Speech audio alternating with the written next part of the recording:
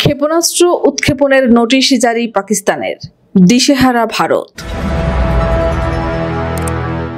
কাশ্মীরের পেহেলগামে বন্দুকধারীদের হামলায় ২৬ জন নিহত হওয়ার ঘটনার পর ভারত পাকিস্তানের সম্পর্ক একদম তলানিতে ঠেকেছে। উভয় দেশ পাল্টাপাল্টি করা পদক্ষেপে নেওয়ার সিদ্ধান্ত ঘোষণা করছে।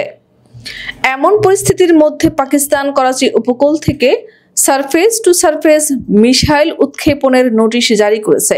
সূত্রের বরাত দিয়ে এই তথ্য জানিয়েছে ভারতীয় সংবাদ সংস্থা ANI। প্রতিবেদনে বলা হয়েছে ২৪-২৫ এপ্রিল পাকিস্তান এই ক্ষেপণাস্ত্র পরীক্ষা করবে।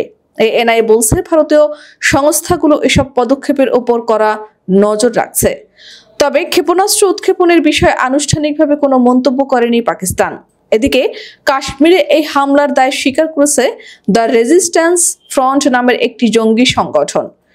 সংগঠনটি পাকিস্তান ভিত্তিক নিষিদ্ধ জঙ্গি সংগঠন লস্কর-ই-তৈয়বার একটি শাখা। কাশ্মীরে হামলার ঘটনার পর গতকাল বুধবার ভারতের নিরাপত্তা বিষয়ক সর্বোচ্চ committee cabinet committee on security বা CCS বৈঠকে বসে। ভারতের প্রধানমন্ত্রী নরেন্দ্র মোদীর সভাপতিত্বে ওই বৈঠক হয়। ওই বৈঠকের পর জরুরি সংবাদ সম্মেলন ডাকে ভারতের পররাষ্ট্র মন্ত্রণালয়। সাংবাদিকদের ব্রিফিংয়ে ভারতের পররাষ্ট্র সচিব বিক্রম মিস্ত্রি জানান, বৈঠকে সন্ত্রাসী হামলার সঙ্গে সীমান্ত পারের যোগসাজশ তুলে ধরা হয়। তিনি বলেন, কেন্দ্র শাসিত অঞ্চল জম্মু কাশ্মীরে সাফল্যের সঙ্গে নির্বাচন হওয়ার পরেই এই আক্রমণ হলো। এমন একটা সময় হামলা হলো যখন সেখানে ধারাবাহিকভাবে উন্নয়ন ও প্রবৃদ্ধি হচ্ছে। বুধবার রাতে বিশেষ সংবাদ সম্মেলনে মিস্ত্রি ঘোষণা করেন, সন্ত্রাসী হামলার গুরুত্ব অনুধাবন করে নিচের সিদ্ধান্তগুলো নেওয়া হয়েছে। ১৯৬০ সালের সিন্ধু জলবন্টন চুক্তি অবিলম্বে স্থগিত করা হচ্ছে যতক্ষণ না পাকিস্তান বিশ্বাসযোগ্যভাবে এবং পাকাপাকিভাবে সীমান্ত পারের সন্ত্রাসের প্রতি তাদের সমর্থন প্রত্যাহার করে। সমন্বিত আটারি চেকপোস্ট অবিলম্বে বন্ধ করে দেওয়া হচ্ছে। ওই পথ দিয়ে যারা বৈধভাবে পারাপার করছেন তারা ১ মের আগেই ফিরতে পারবেন।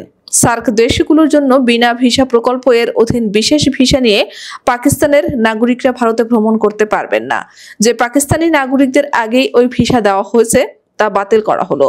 ওই বিশেষ ভিসা নিয়ে ইতিমধ্যেই ভারতে রয়েছে যে পাকিস্তানের নাগরিকরা তাদের ৪৮ ঘন্টার মধ্যে ভারত ছাড়তে হবে।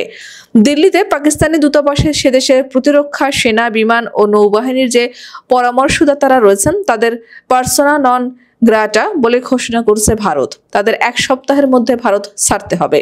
দুই দেশের দূতাবাসগুলোতে এই পদগুলো বিলুপ্ত করা হলো। দুই দেশের দূতাবাসেরই সামরিক পরামর্শদাতাদের ৫ জন করে কর্মীকেও নিজের দেশে চলে যেতে হবে। দুই দেশের রাজধানীতে অবস্থিত কর্মী সংখ্যা বর্তমানের ৫৫ থেকে কমিয়ে ১ মের মধ্যে ৩০-এ নিয়ে আসতে হবে। এদিকে ভারতের এমন করা সিদ্ধান্তের পরিপ্রেক্ষিতে বৃহস্পতিবার ন্যাশনাল সিকিউরিটি কমিটির জরুরি বৈঠক ডেকেছে পাকিস্তানের প্রতিরক্ষা মন্ত্রী খাজা আসিফ। জিও নিউজের প্রতিবেদনে বলা হয়েছে, পাকিস্তানের প্রধানমন্ত্রী শাহবাজ শরীফের নেতৃত্বে জাতীয় নিরাপত্তা কমিটির বৈঠক অনুষ্ঠিত হবে। এতে ভারতের নেওয়া পদক্ষেপের বিরুদ্ধে পাল্টা পদক্ষেপ গ্রহণ করবে ইসলামাবাদ।